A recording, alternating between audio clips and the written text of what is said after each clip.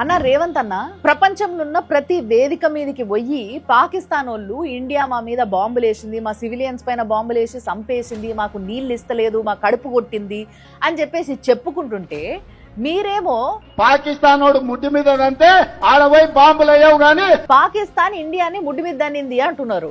మరి ఇండియా పాకిస్తాన్ ని ఎగిరెగిరి తన్నింది మీ దృష్టికి రాలేదా అన్న? Indian military strikes on Pakistan.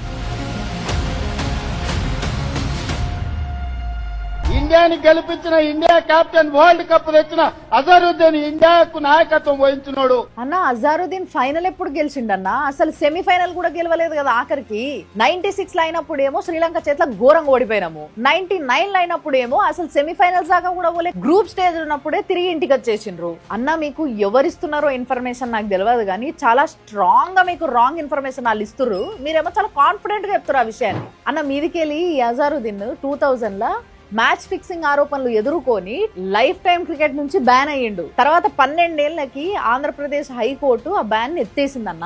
అన్న పాకిస్తాన్ ఇండియా ముచ్చట వచ్చినప్పుడు కొద్దిగా చూసుకొని మాట్లాడుండ్రన్న. మన ఇండియన్ ఆర్మీని ఆఖరికి హిమాలయాలు ఉన్న ఎలుగుబంట్లు కూడా నమ్ముతున్నాయి అన్న. అవి రిస్క్ లో పడితే మనోళ్ళు రెస్క్యూ చేసి కాపాడినరన్న. అవి నమ్ముతున్నాయి కానీ మన దగ్గర కొంతమంది జనాలు మాత్రం నమ్ముతలేరు. బాధపడతారన్న వాళ్ళు ఇన్నారనుకో చాలా బాధపడతారు.